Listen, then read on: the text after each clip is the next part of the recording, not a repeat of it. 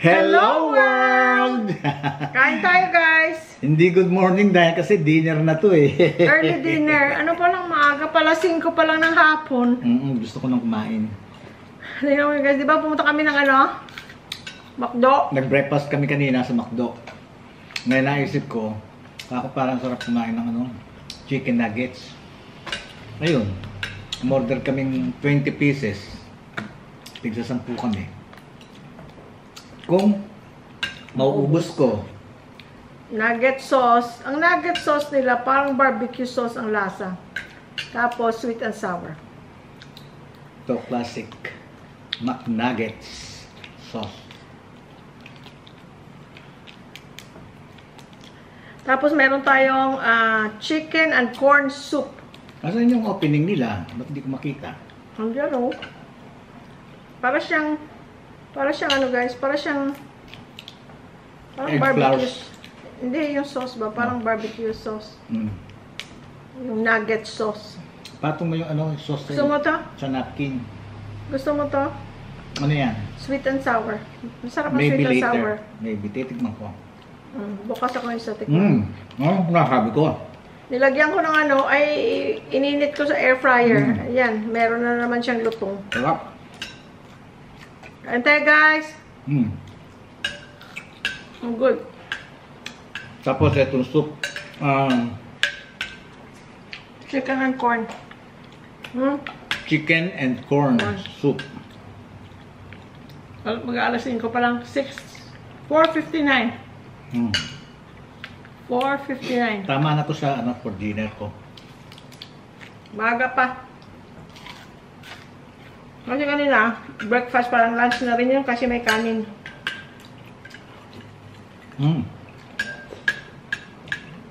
Good.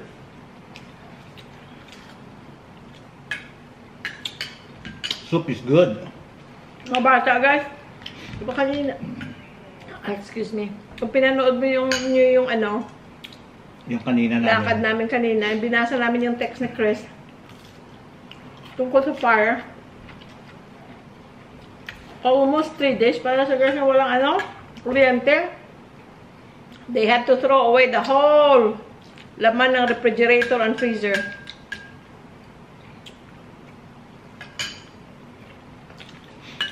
Mabuti na yun. Excuse. Yung laman na lang ng ref ang ano, masayang. Correct. Yun ang sabi ni Angel. Hindi yung buhay nila or ma-hassle sila ng Pag-evacuate. mag-evacuate. Tama na yung okay na yung ano, masayang na yung laman ng ref. At least yun na lang ang pinakapinsala. Sabi niya, Okay. sabi ni Angel, JR and I had to clean out their fridge and throw away everything. Freezer too. New groceries also, but because power out for 3 days, it all went bad. But we could have lost our whole home and everything inside. Tama. Susundo siya sa airport. Ando na siguro, anong oras na ngayon? Dubali, alauna doon. Wala na, nasa bahay na siguro sila. Kanya okay na yun na ano, na matapon na lang yung food. Kasi 3 days silang ano, walang ilaw. Affected sila. Pinatay ang ano, Ang kuryente. Dahil sa sunog.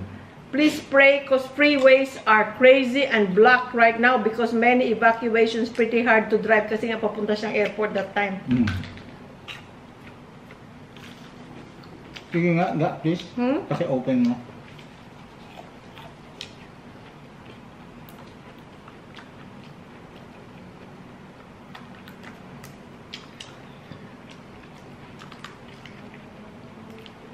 Tapos kung naka-red alert daw sila, orange alert and red on some parts. Kasi yung ano, yung air quality bad. Bad ang air quality. Dahil kasi, syempre nga naman, yung usok. Kanya kailangan daw, pag nasa labas ka, talagang kailangan, you need to wear mask. Nilalabas nila ang aso. Magmamask daw sila.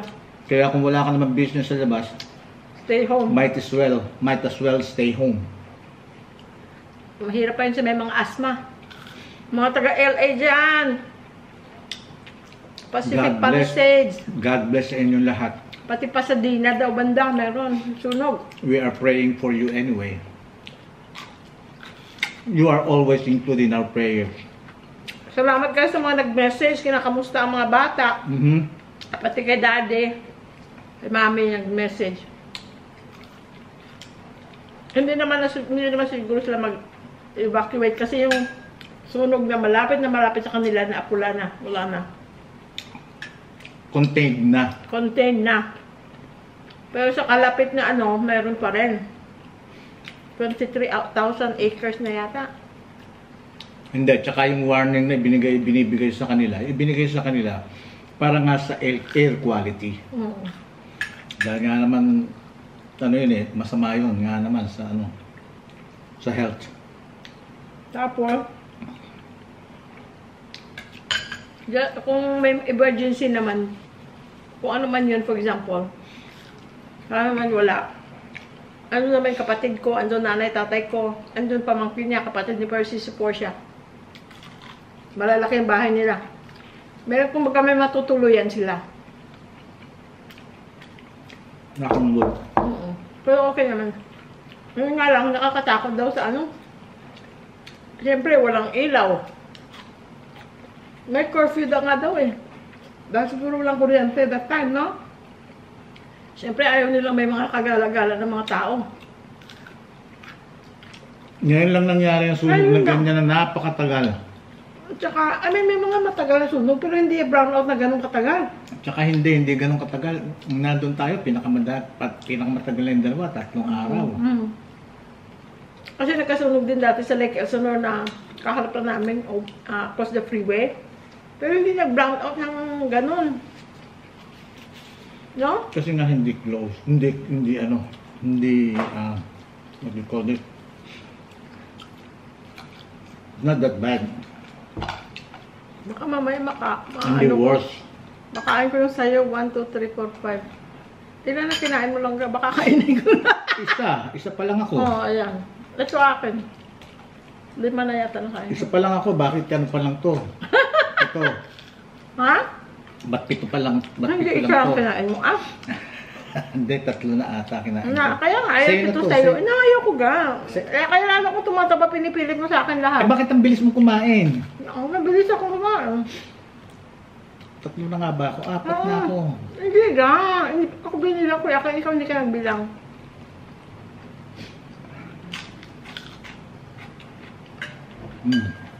Okay lang to guys.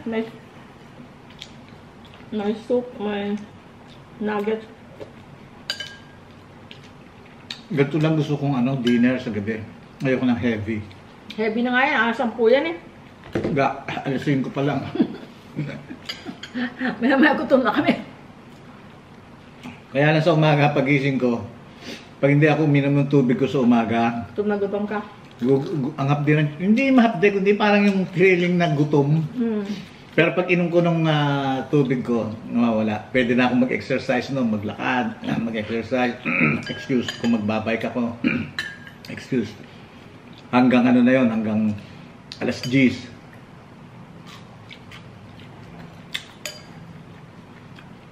Isipin mo naman, 700, yan?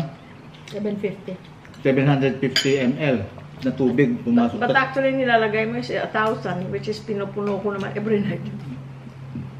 So, 1,000 Hindi iniinom mo? mo gusto umaga, di nasa tiyan ko yun. Paano ako magugutom?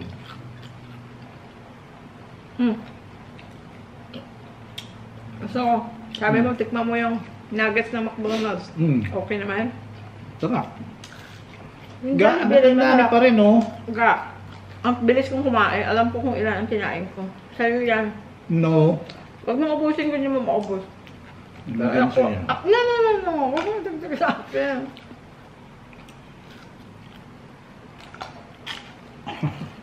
Daya. Para tayo nagdadamay, no? Sa'yo yan. Ang bago mo kumain. Nagkukwento ko eh. Perspiring. Tinirn parang ano. Thank you. Maghapon lang kami aircon ngayon lang. Ilan ko kasi kumakain. Yung ginagawa kasi ko sa labas, may project na naman ako. Piping naman. Tapos ka na doon? Hindi pa. Pipe Peter. Lalabas ka pa? Pipe Peter naman ako ngayon. Ako ngayon si Boy Tubero. Boy Tubero. Hindi kasi yung... Ano mo lang. Sa mga pamilya namin, sila, ang mga bata ang pinakamalapit sa sunog. Mangkin niya, malayo. Malapit-lapit na si Sport sa Pasadena, no? Hindi. No. Malayo, no? Lalo pa yung mga kapatid ko at saka nanay at tatay ko malayo talaga sa sunog. Yung dalawang bata talaga ang nandun mismo sa LA. Pero salamat sa Diyos, they're okay. Ang hirap din mo nga kung mag-evacuate ka.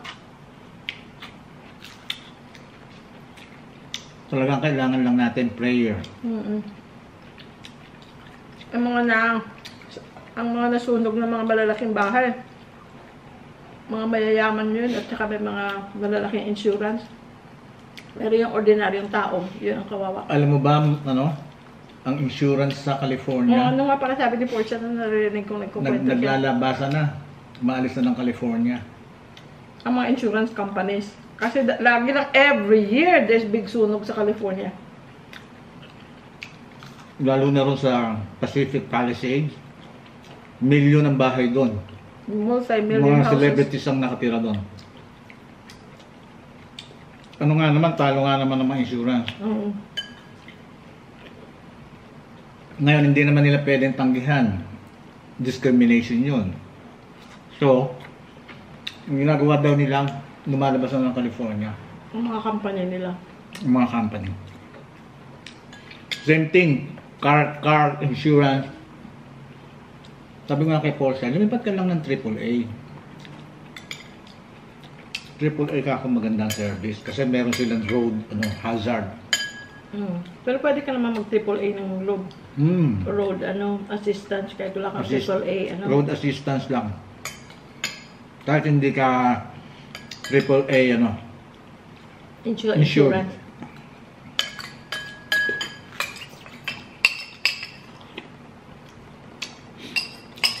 Sarap ito. Nakakabusog.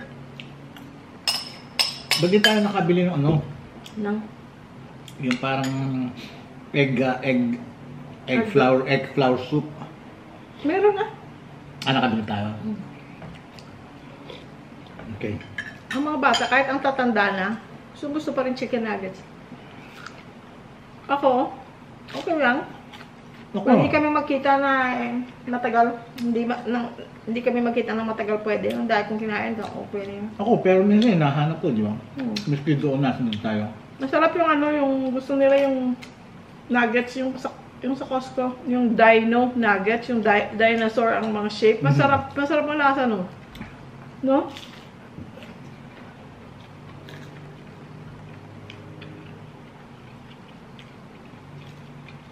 Pinawin lang ako sa soup, Good. Mainit eh. Yung kasing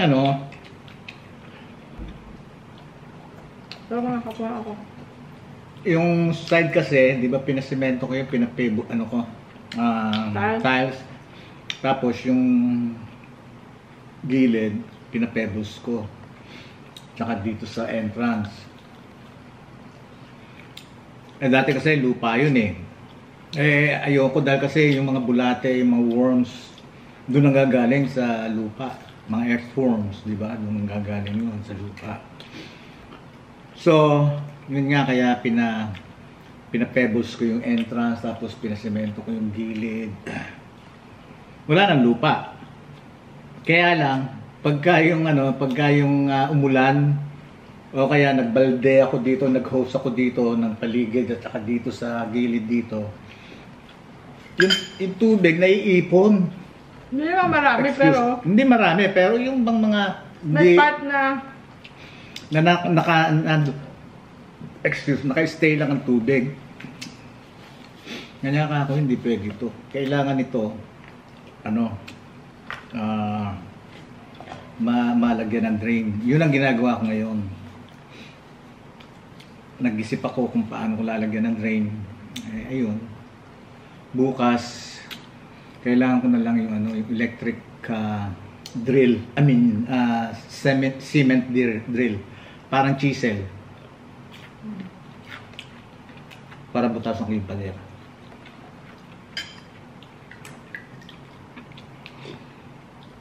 At least lalabas na sa ganun sa pader.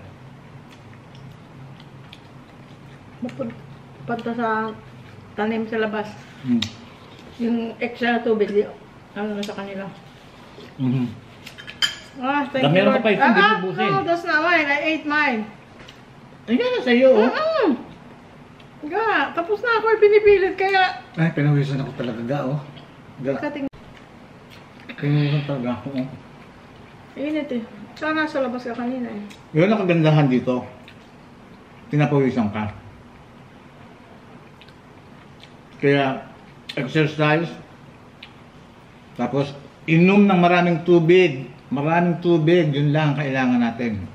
Tubig, But tubig. check with your doctor ha, may mga tao hindi pwedeng uminom ng marami. Yun nga pala, discretion. Para dun sa mga may sakit or Sakit sa puso. sa puso, Sakit or sa kidney. sa Mga nakadialysis. sa lungs. May mga ganyan. bagay na hindi pwede sa Sa tao. tubig. So, hindi para sa lahat Hindi. ang pag-iinom ng maraming tubig. Oo, hindi ano yung tubig masyado. Dahil kasi naririnig ko rin yun, bukod sa nabasa ko tapos naririnig ko rin sa mga doctors na na talagang kailangan daw tubig sa tao. Importante Okay. ang tubig. Kaya Pag uminom ka na ng tubig kung pwede ka pa, kasi pag hindi ka na pwede, kung saan pa may sakit ka. Kasi yun ang mga palainom pa ng tubig na gustong ng tubig, yun pa minsan ang may mga restriction. Mas mahirap. Kasi pagka hindi ka pala inom ng tubig, doon ang gagaling ang UTI, itong mga infection, mga ganon, headache, yan. Ako, pag hindi inakong tubig ko, kasi dati hindi ako pala inom ng tubig, dito na lang ako nagpalainom ng tubig eh. Ano? Sumasakit ang ulo ko. Kanya naman pala ako, never sumakit ang ulo ko. Ayan. No? Tumanda na lang. Sa 30 anyos ko siyang kasama. Not one time na narinig mo masakit ang ulo. Kaya for example, Thank you, kung Lord. sasabihin niya na, ay, sakit Thank ang you, ulo ko, sakit-sakit, ay talaga kailangan mo siya itakbo sa emergency room darker. Kaya never yan. Kahit may trangkaso siya, wala siyang sakit ng ulo. Hindi Thank niya you, Lord. alam kung ano yun. Kaya kung, excuse me, kaya nung bago kami mag-asawa, di ba may migraine nga ako. Hindi niya mag-gets bakit masakit ang ulo. Anong feeling? Sabi ko, what do you mean anong feeling? Hindi mo ba alam ang feeling ng masakit ang ulo? Pag may migraine ka 100 times, kung masakit ang ulo mo 100 times, yun. Yun ang migraine. Tapos usually one side lang. Sa akin, laging nasa left side. Totoo nga yun, friends. Siya hindi niya alam. Salamat po, Panginoon. Kahit may trangkaso, di ba trangkaso usually ubo, sakit ng katawan, sakit ng ulo, sakit ng lalamunan. Yan, lahat yan except sakit ng ulo. Hindi niya alam kung ano yun. Bakit ka nun? Nung bata ka, hindi ka nagkasakit ng ulo na, sakit ng ulo ko. Hindi? Tiyan, bihira, ewan ko, ilang beses na sumakit ang tiyan ko. Siyang pati tiyan, di ba? Oh. Pero at least siya narinig kita sa ilang taon nating magkasama. Pero ibig sabihin, mabibilang mo. I know, pero at least narinig nga kita na alam kung nagkaroon ka ng sakit ng tiyan. Pero ulo, hindi. Di Pero ba? ulo, never. Swerte mo. Ako naman, lumaki akong masakit ang ulo. Tingnan mo yung mga bata, pareho. Lalo pa si Angel. Si Angel, si Chris. Migraine naman yun sa inyo. Si Chris, hindi naman siya na-diagnose ng migraine, but I think it's migraine. Kasi talaga siyang, para pa siyang naduduwal pagka, talagang, baga hindi mo siya, wala siyang magawa pag masakit ang ulo niya, pag masyadong mainit, sumasakit ang ulo. Mula pa bata siya, yung elementary, high school, ganyan. Ako ganun din. Ako sa akin, high school nag-start, more on college. Namana sa'yo. Namana ko rin yan sa nanay ko ganyan. Naalis na lang yung migraine headache si mami, na siya, matanda na siya. Which ako, habang tumatanda ako, less na. less ng migraine headaches. Dito nga, hindi pa nga ako naka-migraine. Minsan, parang feeling ko, naku, parang papunta ng migraine. Ininom ako ng maraming tubig, minom ako ng gamot, nawala. Hindi natuloy. Kasi ang migraine kailangan, inom ka at the first sign. Hindi mo sasabihin, mawawala lang to. No, pag may migraine ka, pag konting sakit pa lang, wala na yan. Don't even hope na regular headache lang. Pag may history kang migraine, it will be migraine. Inom ka na ng gamot. Kasi pag ang pain mo nandun na, full blown na, ay, nako. Lahat ng gamot inumin mo, hindi maalis. Kaya the first sign, inom ka na kaagad ng gamot. Kasi dati yun ang mali ko. Yun bang, hindi, ano rin to, mawawala to. Ay, tulog ko lang to, or ano ko lang to, mawawala. Inom lang ng tubig, mawawala. Ay, wala. Pero yung tubig, proven sa akin ha. Sa akin ha. Hindi, talaga ano ang tubig. Hindi kasi, baka mamaya marinig nila sa akin, sabihin, narinig sa akin, tapos meron pala silang diferensya na hindi pwede uminom ng tubig, yung mga ganon. Kanya sinasabi ko sa akin. Pero kung wala kayong sign or sa doktor nyo, alamin nyo kung pwede kayo uminom ng tubig, yung tubig ang number one. Basically, kung healthy individual, tubig is not a problem. Pero kung may manas kayo, may sakit kayo sa puso, may sakit sa kidney, nakadialysis, hindi pwede ang maraming tubig. Yun nga, kanya nga sabi ko sa inyo sa akin. Kung maga ang puso nyo, may tubig sa baga, hindi pwede ang maraming tubig, hindi pwede. Pero kung healthy kayo, wala naman naramdaman, mga blood pressure problem lang, it's okay to drink water. Kailangan drink water, lalo pa kung nasa mainit kang lugar. Para lang tanim mo, pag hindi mo nabigyan ng tubig. Ay naku, sandali lang lantap at maya-maya patay na.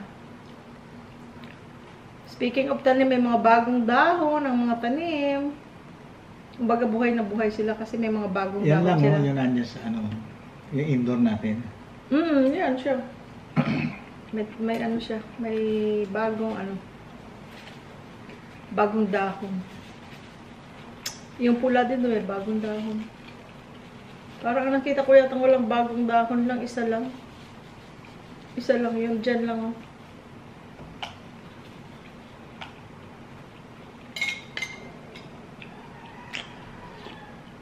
Kain na rin kayo guys, kung anong oras dyan sa inyo. Kung time na sa kain, kain na.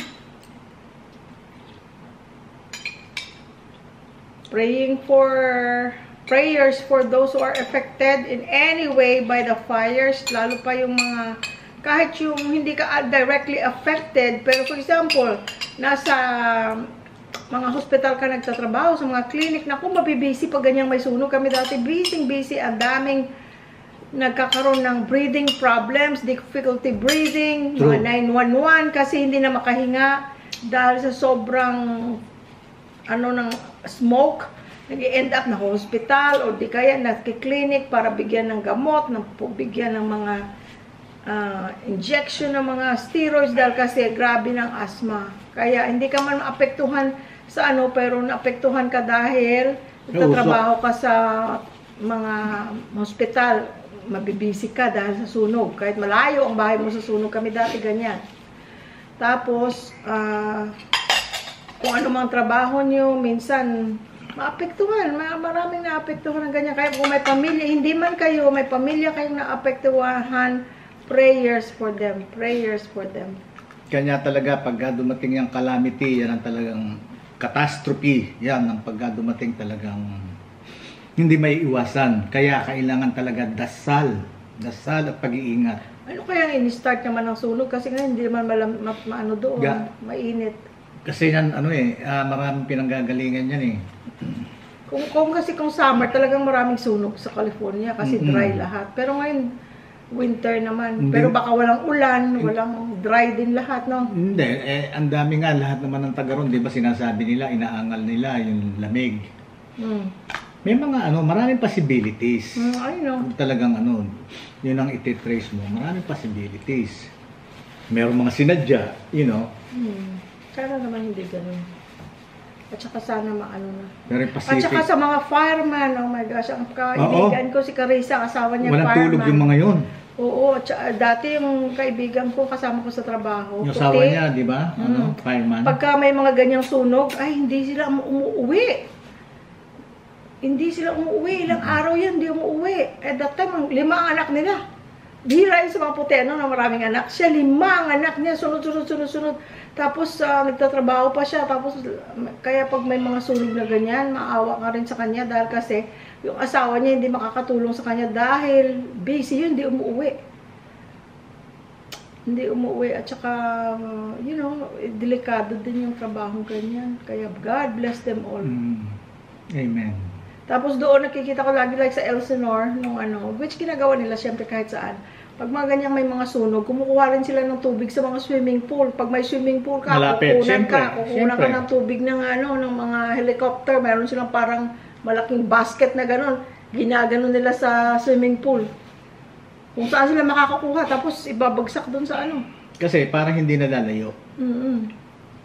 Kasi kung otherwise maghahanap pa sila ng creek, sea na makukuha ng tubig. Pero kung wala, kasi kita naman nila yung mga may swimming pool eh. Kumukuha sila. Doon na lang sasalok na gano'n yun. Ayun. God bless them all. Kami patuloy kami nagdadasal guys. At salamat sa ating mga viewers at mga naging kaibigan na sa YouTube. Yes. Na nagme-message at nagtatanong tungkol sa mga bata. Nafe-feel mo talagang concern sila. Na-feel mo yung concern at saka yung, alam mo yung pagmamahal. Yes. Dahil kasi kahit na hindi nila na-meet ang mga bata in person or kahit kami, hindi kami nagka-meet in person. Dahil sa YouTube, para tayong nagkakwentuhan at saka nakita nila yung mga bata nung nandito. Na ano sila na they're concerned nung nalaman na sa LA area.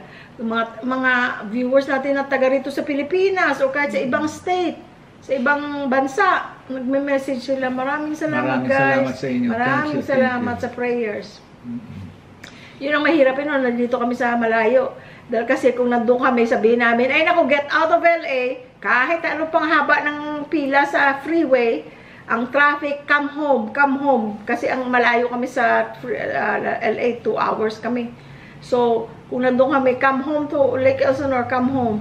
Iwan nyo yan kung anong iwan nyo dyan. Bring the pets, bring the dogs, come home here. Important things lang naman kailangan dalhin eh. Pero, salamat naman sa Diyos na at least okay naman sila.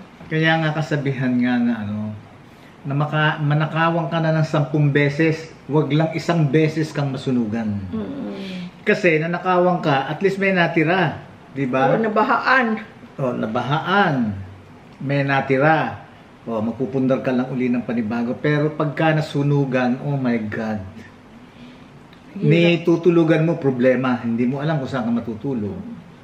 Yun ang kanya sabi nga na manakawang ka na ng 10 beses, wag lang 1 beses kang masunugan. Talagang napakahirap nun. Kung imaginein mo na lang talaga, napakahirap. Kanya talagang yung prayer talaga ang number one na ano na weapon natin. Yun lang sa ano sa kaligtasan, sa kapahamakan. Salamat po, dear Lord. Amen. Tsaka sabi ko nga sa mga bata, sabi ko, see, yan ang ano guys, yan ang lesson for us all.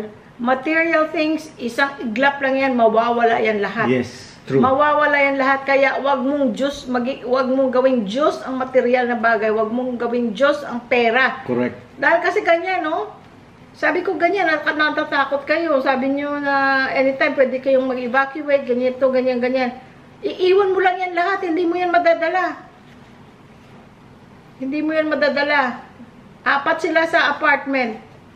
4 silang may kotse. Kahit punuin mo pa yung kotse niyo ng gamit niyo, hindi niyo madadala lahat ng mayroon kayong material. Kaya, ang importante lang madadala niyo. Ang lahat hindi mo, kumbaga, kahit anong material, hindi yan makakasave sa'yo. Hindi yan ang dapat magpapaligaya sa'yo. Yes, makakatulong, pero hindi dapat ang happiness mo is dahil lang sa material na bagay. Kasi pwedeng kunin niya ng Diyos in whatever way. Ganun lang kabilis, ganun lang kadali. Kaya pag kami dumarating na ganyang kalamidad, siguruhin nyo yung sarili nyo. Yun ang siguruhin nyo Huwag na yung maiiwan. Maiiwan, mapapalitan eh. Pero yung buhay nyo, yung buhay na ipinahiram ng Panginoon Diyos, kailangan bigyan nyo ng importansya. Ipaglaban nyo. Ipaglaban nyo yung buhay na pinahiram ng Panginoon Diyos. Kailangan ipaglaban yun. Huwag yung todo-todo, pasa lang, ganon. No, pag-ingatan nyo yung pinahiram natin Sa araw-araw, kahit walang kalimidad. Ayun, so, yun, maraming salamat uli doon sa mga concerns dyan, na mga talagang tanong ng tanong sa akin, malayo ba sa mga anak nyo yan, or napanood nyo ba yung news? Alam nyo ba? Na merong ganito, ganon, brush fire sa Los Angeles, ganito, ganon, ganito. Ang dami. Kaya maraming salamat sa inyo. Unang-una sa Panginoon Diyos. Amen. God first. Tapos sa inyo, pangalawa sa inyo. Thank you guys. Thank you so much. Maraming salamat sa inyo. Sa inyong lahat na buo at walang sawang suporta sa amin. Thank you so much. Maraming salamat sa inyo. Kaya wala na kaming masasabi kung hindi, we love you all. Bye-bye. Please like and share and subscribe guys. Maraming salamat. Sana ginawa na nila yung pagla-like, share, and subscribe. Maraming salamat sa inyo. Bye-bye. O, picture tayo, picture.